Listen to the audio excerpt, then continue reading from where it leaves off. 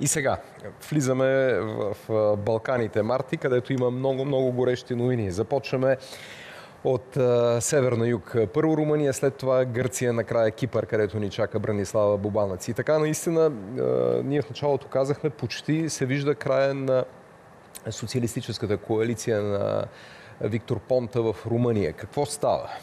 Става това, че Национално-либералната партия обяви, че най-късно в сряда ще напусне управляващата коалиция. Това обаче не означава непременно смърт. С тази думичка си послужиха днес румънските колеги. Нека да кажем, че управляващата коалиция в Румъния има между две трети от местата в парламента. Да.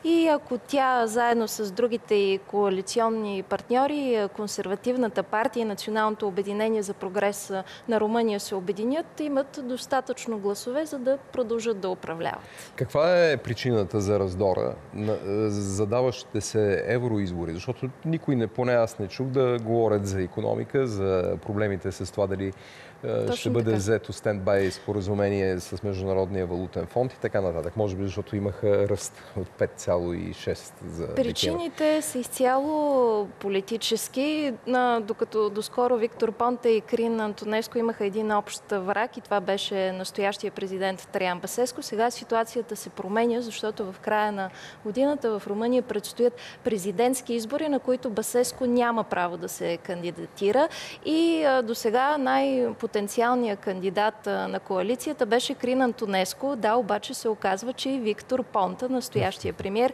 има апетити към това място и последните социологически проучвания в северната ни съседка показват, че и Понта се ползва с доста по-висок процент на доверие от Крин Антонеско. Отделно от това пък партията на Понта излезе и с самостоятелна листа за изборите за евродепутати. Добре, всичко това предстои да видим как ще се развие.